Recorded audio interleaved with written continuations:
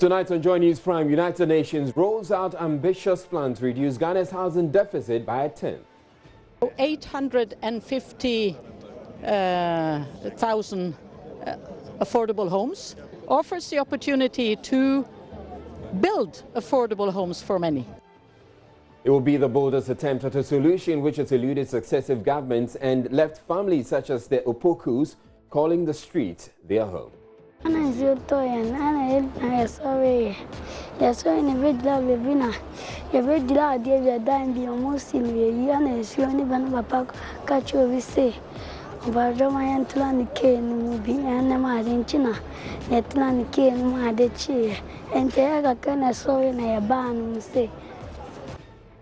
In tonight's Dear Nanado, we focus on the problem of joblessness and what government says it is doing about it. Youth know because of Adumaya and Jebinum San Nomini nominate and Neman Fata. So I can't do too much. I do remember he promised that he will bring one factory and one district. That's what's killing me now, because as I'm talking to you right now, I don't have work. I'm not working. Police arrest 3 persons in connection with the killing of 2 police officers in the line of duty at Kaswa.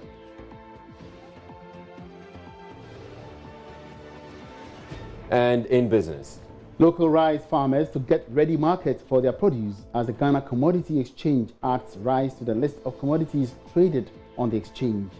We are trying to list rice on the exchange, there's so many challenges that the rice industry is facing. So it's not just about us just listing rice. We also have to look at the value chains. I'm Israel Lion. Joy News Prime comes to you live from the Joy News studio here at Kukumlemle in Accra with digital address GA099-2539. Stay tuned in.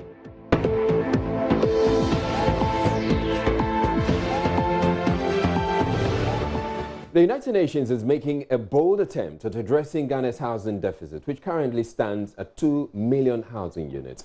Though successive governments have pledged to address the challenge, there's very little to show for it other than abandoned projects.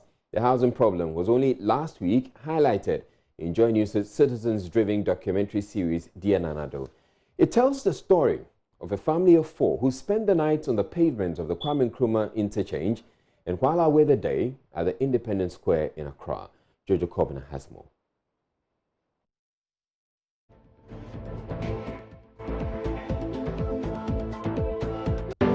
Kwame Nkrumah Interchange, popularly known as Dubai, a home to many homeless people in the capital.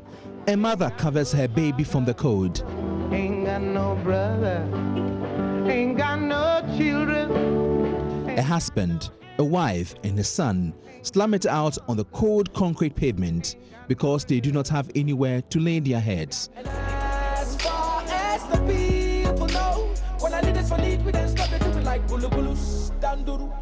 It is 4 a.m. The homeless are in their final lap of sleep. In about 30 minutes, they would have no choice but to get up and make way for retailers. It is not pleasant looking at children sleeping out in the open. Sadly, this is the reality. They wipe sleep from their eyes, pack up their belongings, and away they go, ready for the day's daily grind. My focus is on this family of 5. God bless our homeland, Ghana. God bless our homeland, Ghana. They make their way to the Independence Square, where they will spend the rest of their day, then later retire to the Tema station. But life has not always been this harsh for Florence Opoku and her family. Their rent expired, so they had to move out because they had no money. They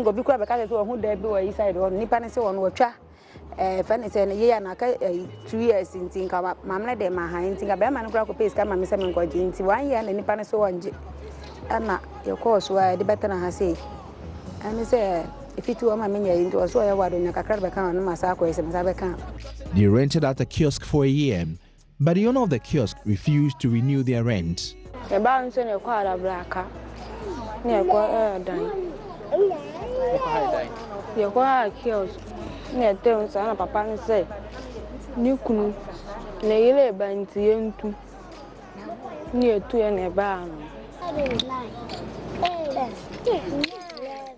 So they find themselves here.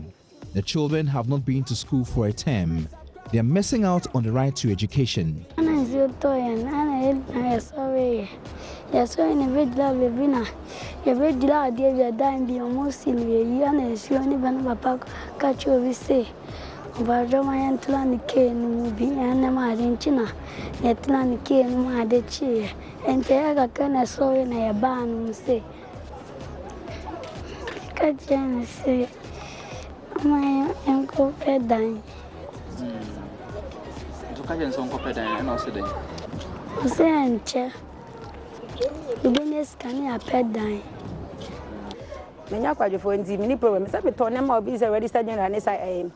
Pension outside one to make my baby.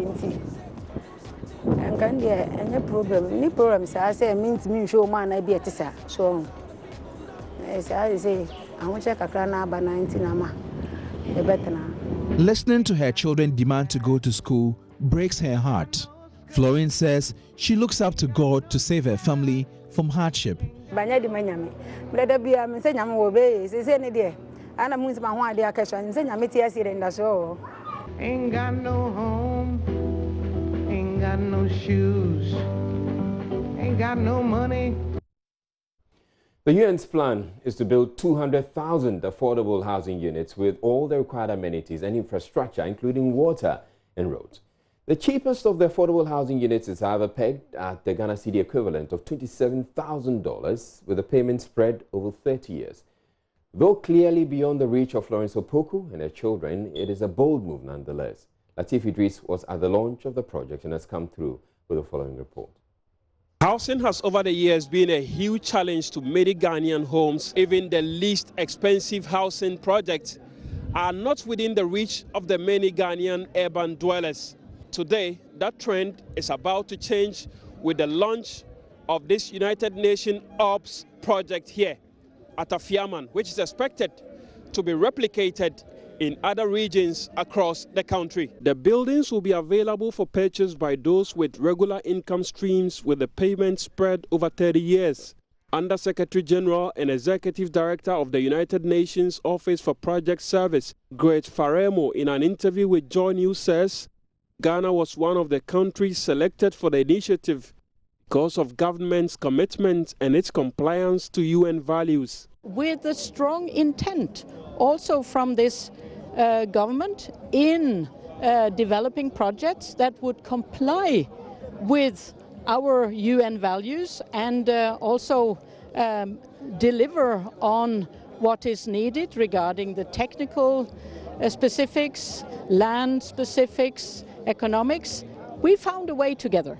So it is the whole program buy-in from this government and the Kenyan government that made us select the two countries now and go forward. Deputy Housing Minister, who was upbeat about the project, says the ministry and government will ensure the units go to those who need it. It's not that you don't even feel it. Assuming I take a salary of about 2,000 and I know that every month I have to pay about 400,000, 400 Ghana cedis, 500. My dear, I think it's manageable.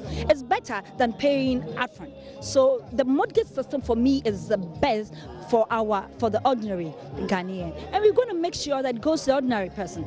You see, sometimes if a government initiates a policy like that, and at the point the government is not able to roll out, that is why we have SNIT coming in and sometimes it shoots up. And then something that should be affordable turns out not to be affordable. Speaking at the launch of the project at Afiaman, near Amasaman in the Greater Accra region Wednesday morning, Vice President Dr. Mahmoud Baumia says the project is in line with government's commitments to reducing the housing deficit in the country. Government has fully embraced this project and would hope the same level of enthusiasm is demonstrated by the private sector in supporting this developmental agenda.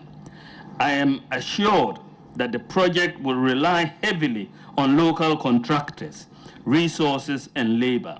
We look forward to the benefits of this project, the benefits this project will bring to the good people of Ghana.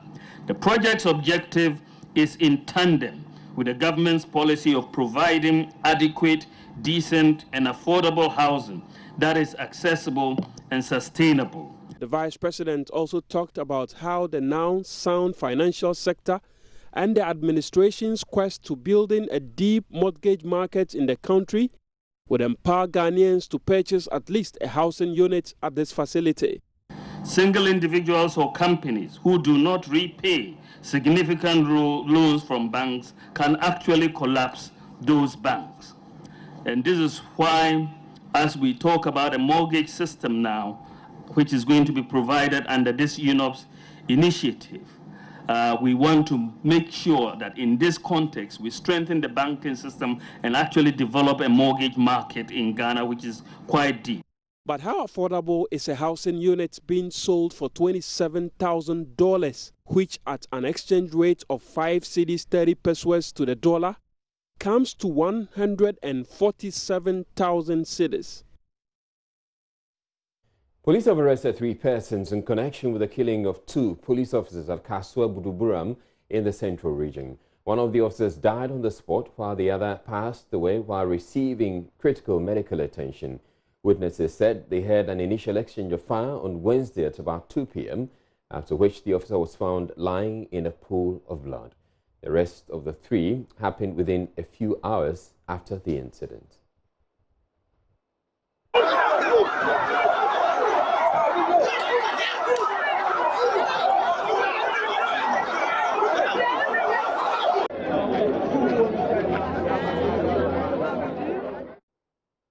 Well, a statement issued a while ago by the police reads: Police in the central region have arrested 3 persons for killing 2 police officers who were on duty at Buduburam near Kaswa today, August 28, 2019. In response to this crime, the Acting Inspector General of Police has dispatched a team from police headquarters to support the Central Region Police Command in the investigation. Reports reaching the IGP, who is at the National Police Command Conference at Sogakopo in the Volta region, indicate that the occupants of an unregistered saloon car were spotted driving recklessly around Buduburam Kaswa Winneba Road. When the police officers attempted to stop them, occupants of the car opened fire on the officers, leading to their death, which has been confirmed by medical officers at the police hospital. The police administration condemns this dastardly and cowardly act. Strenuous efforts are ongoing to get all other perpetrators of the murder to face full rigors of the law. Meanwhile, the Inspector General of Police is in touch with families of deceased police officers for the necessary support as per police procedures. And it concludes, police will keep the public updated on progress. And this statement is signed by David Eklu, who's the Assistant Commissioner of Police and the Director General of Public Affairs. Now, the killings bring to 5 the number of officers who have lost their lives in the past 30 days. 13 suspects are standing trial for allegedly attacking a team of police officers. The police had gone to the community of Ligba near Savalugo to effect the arrest of a man believed to have wounded someone when they were attacked and their vehicle damaged. The 13 suspects were arrested on the arrival of a reinforcement team. Police say a female suspect also arrested was wielding a gun. The suspects were charged with attack on the police and causing unlawful damage to police when they appeared before a magistrate court on Wednesday. 10 of the suspects have been remanded until September 2, while 3 were granted bail. In a related development, police in the northern region have arrested a murder suspect, Yakubu Musa, aged 35. According to the regional crime officer, Superintendent Utuo Echampong, the suspect and his accomplice earlier this year shot and killed an Okada rider and wounded another. The 2 are said to have been identified by witnesses. The suspect is in custody, assisting with investigations. In other news, the opposition National Democratic Congress has described as a ruse the suspension of the Public Procurement Authority Chief Executive, Ejenimeje Boateng, and accused government of attempting to shield appointees involved in the infamous contract for sale scandal. At a news conference at the party's headquarters, the party called for the immediate suspension of heads of state agencies involved in the immediate dissolution of the Public Procurement Board. Kwesi Parker Wilson has the rest of the story. According According to the National Communications Officer for the party, Sami Jemfi, the NDC says it's worried about the revelation contained in the documentary, wants a full-scale investigation to fish out all other persons involved in the scandal. The party believes the suspension of Mr. J is not deterrent enough, and thus demanding an immediate dismissal. The president has resorted to his usual face-saving gimmicks by suspending the chief executive officer of the PPA pending investigations by the special prosecutor and Shraj into the matter. But it is the view of the NDC, ladies and gentlemen, that the suspension of Mr. ABJ, to all intents and purposes, is not deterrent enough. We think that the damning acts of corruption which Mr. ABJ is captured in the Donkomi documentary as engaging in, including his own admissions and confessions, should have at worst been met with an outright dismissal for other actions to follow. The NDC says the scandal goes beyond Mr. J and Talent Discovery Limited, who are now being used as smokescreen to conceal a syndicate of organized crime. They insist other government officials are involved in the scandal.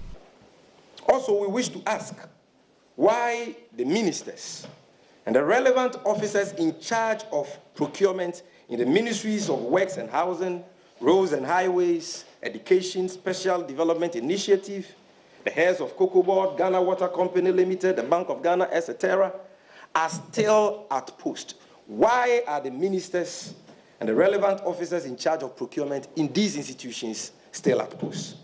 Because we know that the procurement processes leading to the award of these 14 contracts to TDL emanated from these institutions. The NDC therefore holds the view that all ministers and state actors who in one way or the other initiated, facilitated, or participated in the award of contracts to TDL and the subsequent sale of those contracts to other companies must be suspended forthwith. The scope of investigations into this scandal must be expanded to include all these complicit MDAs and state agencies. They argue the PPA board must be dissolved for failing to observe the provisions in the procurement law. The suspension of the CEO of the PPA, Mr. ABJ, is totally useless and meaningless until it is linked to the immediate dissolution of the PPA board. We say so because it was the PPA board which, despite knowing that Mr. ABJ is a shareholder of TDL, went ahead to approve the award of as many as 14 contracts to the company under restricted tender in flagrant disregard for the public procurement law and in contravention of all acceptable principles of fairness and openness. The PPA board failed woefully in their duty to observe the provisions of the public procurement law and the rules against conflict of interest, but rather aided and abetted the corrupt activities of Mr. ABJ and his fraudulent TDL. The complicity of the PPA board in this scandal, ladies and gentlemen, is beyond doubt and obvious even to the uninitiated.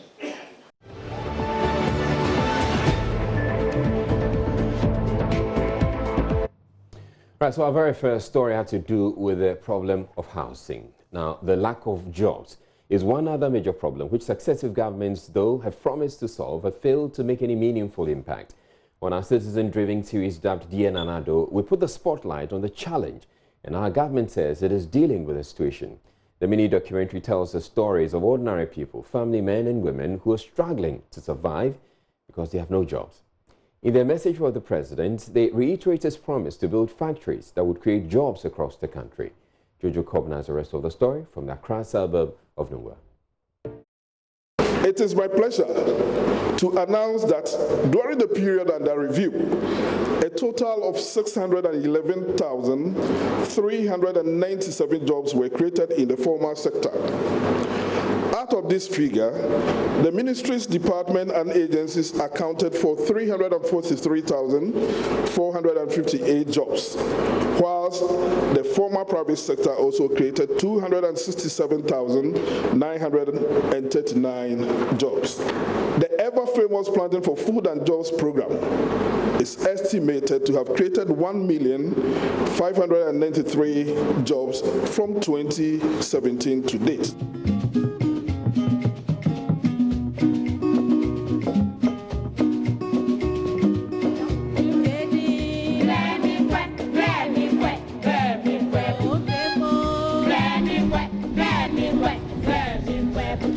One district, one factory, and one district, one dam.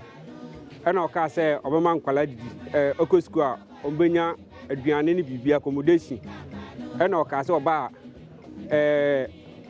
Obeti, electricity bosso, Oba, Casso, Obeti, Habo, price now, duty a cost, Obeti so. First, now, me talk prepaid a month, we talk more than 300 Ghana cedis a month, and now 400. But now, in Nihosa, me talk in that time. No. Kwame JC is a proud member of the NPP in the Krowa constituency of the Greater Accra region. He brandishes a card to show his commitment to the party and touts the achievements of President Nana Akufo-Addo.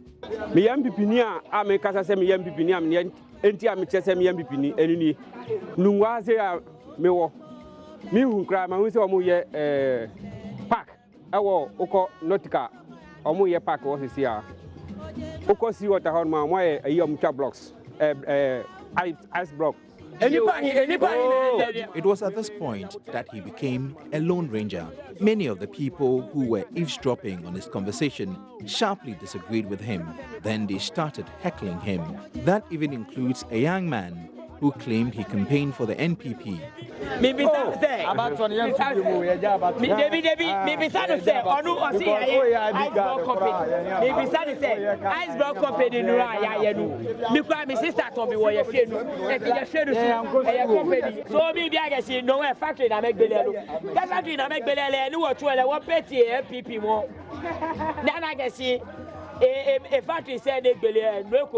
I mean, you MPP, carry the yen in Ibeco, be a Vitala, a massive machine at the Tratal, by Many residents of Nungwa gathered here are politically active. Kwame concedes that the president still has many promises to fulfill, especially creating jobs and also establish factories to give the youth more jobs. So,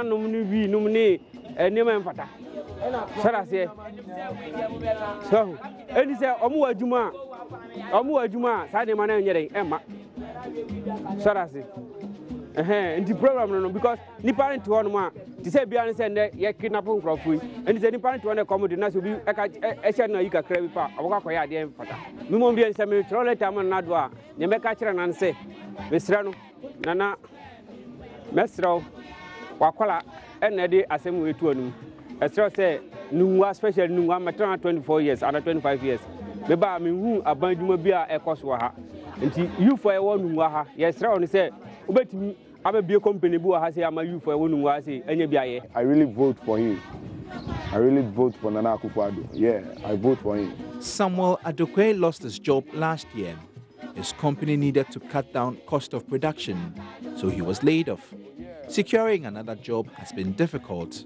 Yeah, I do remember he promised that he will bring one factory and one district. That's what's killing me now, because as I'm talking to you right now, I don't have work. I'm not working. I was working at PFC Pioneer at Fishy Harbour, and all of a sudden they just call us and announce that there is a lighting system problem that is doing so. So some of us have to go home and then we'll be called later. But up to now, they have not called us. I get 2 wives and I get 6 kids. Yeah, I'm proud of that. Yeah, but I just want to work and then take care of them. Ika ka abotu invotu ekokodo ni naka meni woni ka ma akashi ichaka enjom ni nte kukurudu na me wa mi amefe mi target amefe ekome mo ekodo mo bi eshi isumo ma ji ehin ni mo no ko yin baba oba na ni matun abo ichaka enjom nye di siru be me gboyin jinye nye kwa anye shi na jogba e wa to wa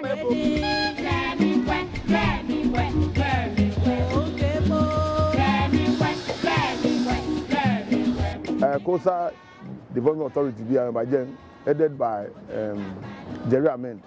And my son, no be son of a queer no one and why jagging. And no calling me actually about my toilet, a beer. I can no scam me, I can get. Shona, a crow, oh, my hand, you know. No depends on only I can see $1 million and crow consistency here. Allo papa no ni akafe ne toilet enyo ni mi na no se aka mo ye kuma no na kondo no report amane bo ni to ni ga wo de ne.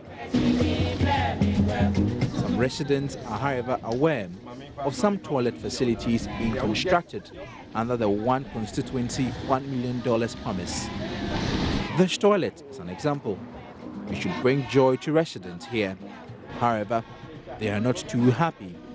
Residents say an old toilet facility was closed down and a new one built, but for almost 4 months, the new facility has not been opened for use. Yeah, it's sure.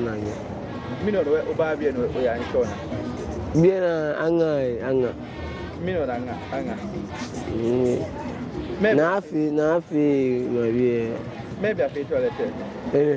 Much Unquam fashion, and back below, she dagged me by beer coming by or come like a man again. And me Puya and Shona, me Pishan, we are Banana Jabeka said to then my be a calcul and lean by or Shona can you train say no, can share your family. So although money has been spent on this project, residents are yet to benefit from it. And I see no more sabe mono and I maintain so much sabe and one for no one decorated by Konama Nanya Day. I knew ye. Not Nina also a wait, a scasay a quack. The gap, me feels about Conosono. A toilet in the baby, which I only I know. There's a common yannicus. Almost decorated and me use and one can carabua. Nina, as I scasay because I come here that Anna and can know yet. The Nimian Thomas I have for the camp. You have a talk on maybe an amount for cost because toilet care and a dry. I say, not to come one, Savvy and the baby aqua toilet. Aside this concern, some residents are asking for accountability. They want to know how much government has spent from the $1 million one constituency fund. I mean, look if you knew me, just I'm be a lay at the deba. Allo, but I'm just a chair washing, you know, not get our fear. Now, I'm a few, Sanama be a lay, David, or living total cost squad, or living in cost. A people brimming with hope say that has been displaced by a cloud of doubt. Lately, despair. Our president, Nana Akufo-Addo, yeah, you promised us that you give us jobs. That is one factory, one district. But up to now, we have not seen anything. And that's what's worrying me now. That's my point. Because as of now, I'm not working. Yeah, so please, you promise us and you have to fulfill it. It's not too late. If you say you want to do it, you do it for us. We are still waiting. If not, we'll change our mind.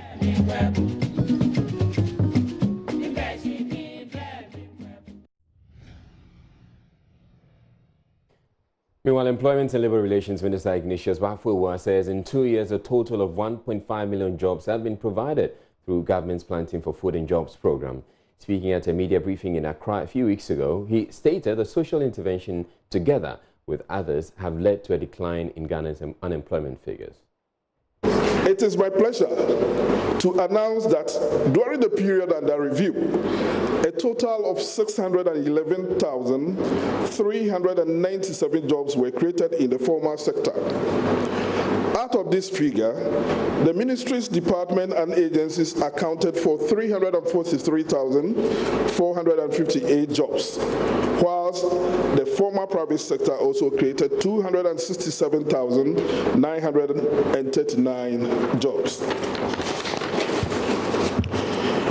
In addition to these new jobs in the formal sector, the ever-famous Planting for Food and Jobs program is estimated to have created 1,593 jobs from 2017 to date.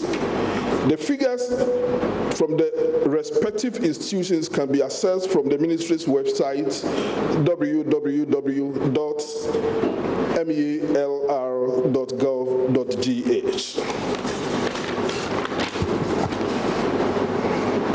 Ladies and gentlemen, in addition to the good news about a falling unemployment rate from 11.9% in 2015 to 7.1% in 2019, you will all agree with me that there has been a relatively stable and peaceful industrial atmosphere.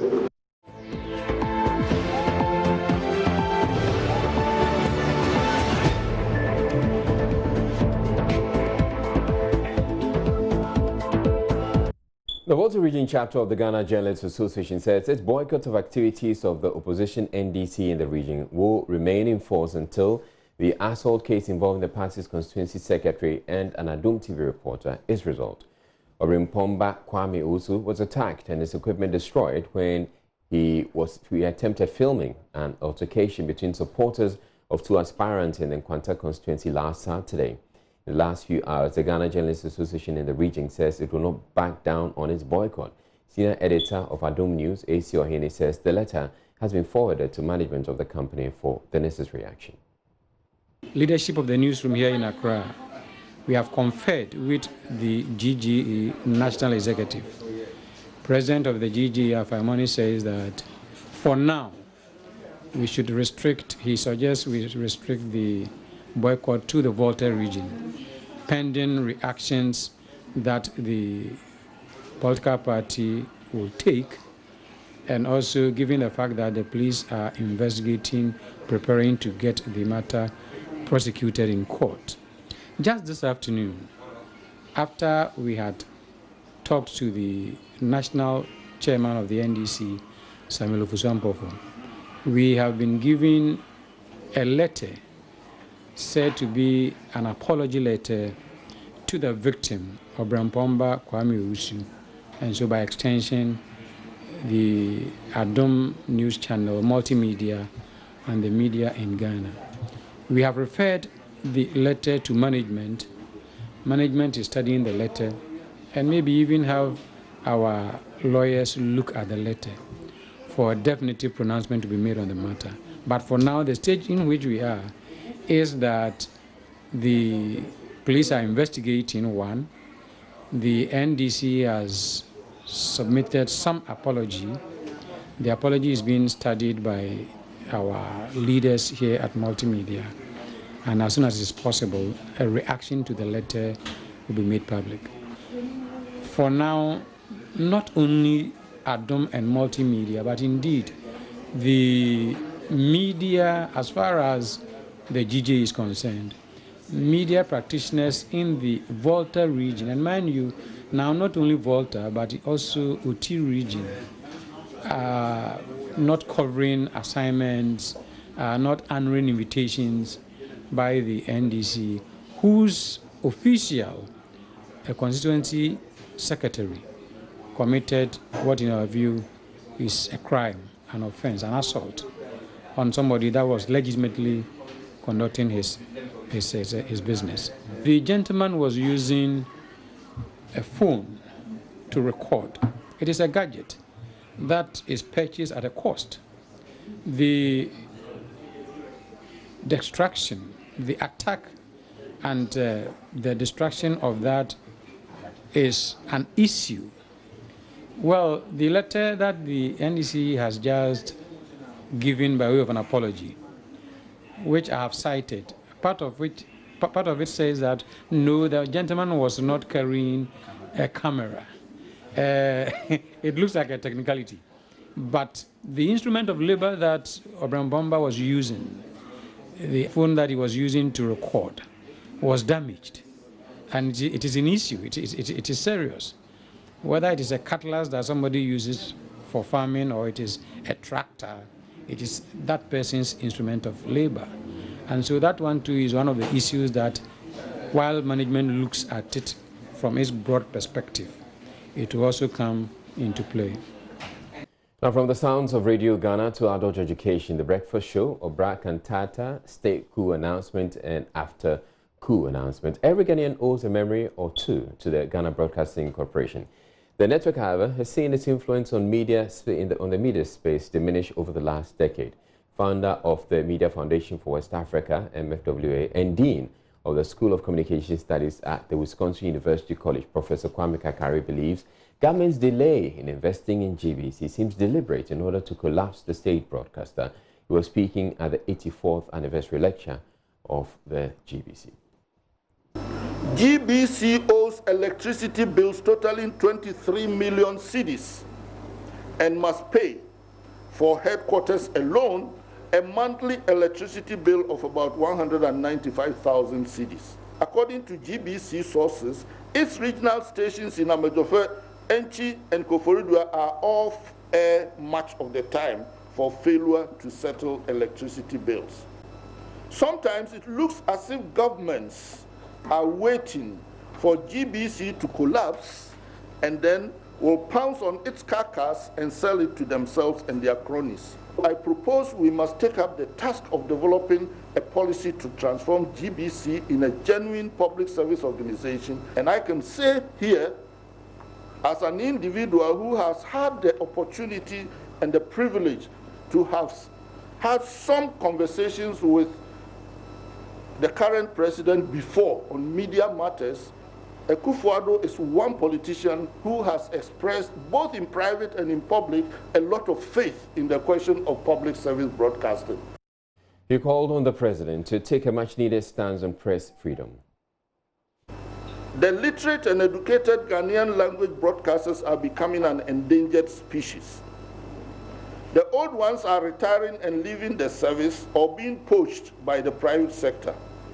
New ones are hard to find to hire because our educational system has for many years banished the study of our own languages, even when authorities are promoting French and nowadays even Chinese.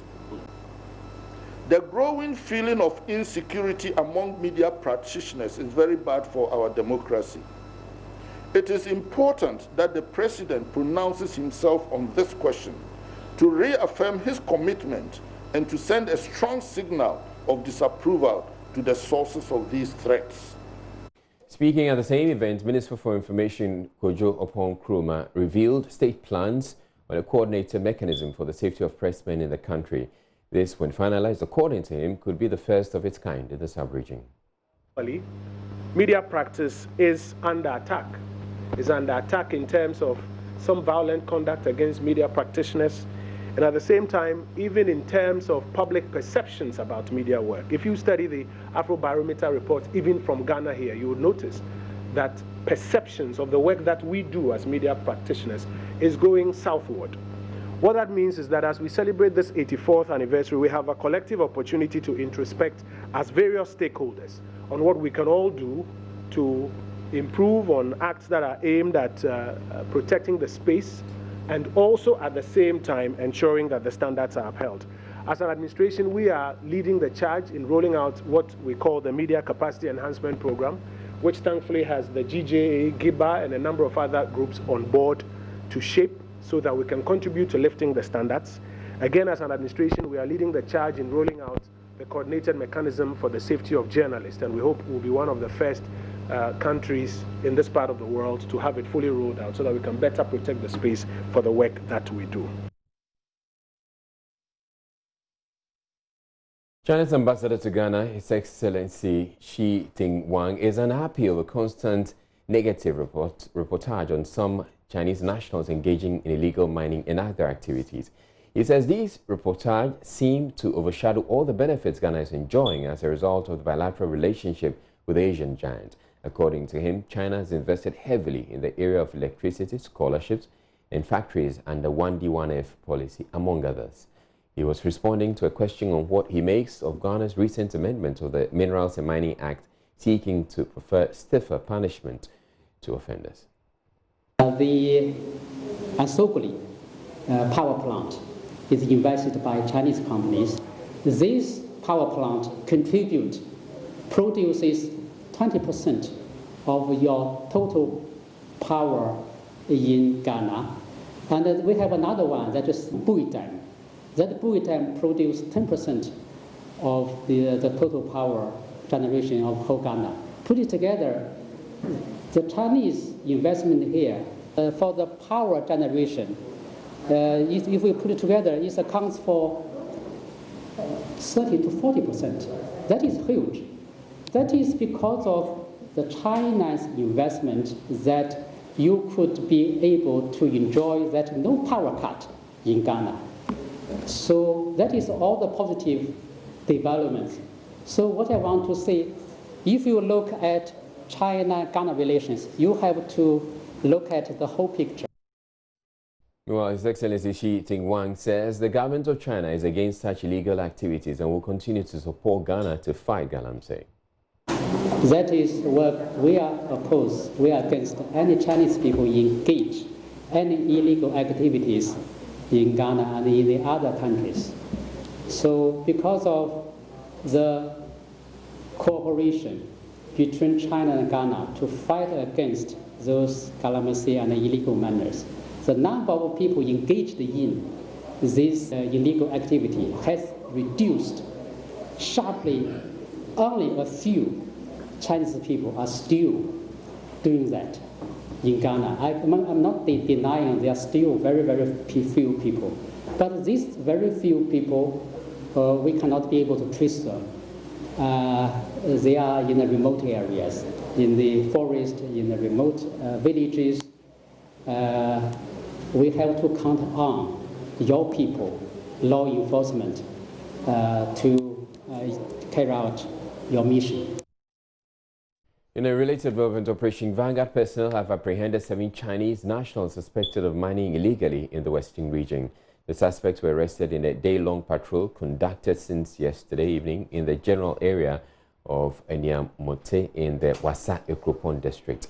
At the time of the arrest, they had 2 locally manufactured rifles, a pump-action gun, together with some other equipment in their possession. An excavator they were operating was also seized and handed over to the Interministerial Committee on Illegal Mining.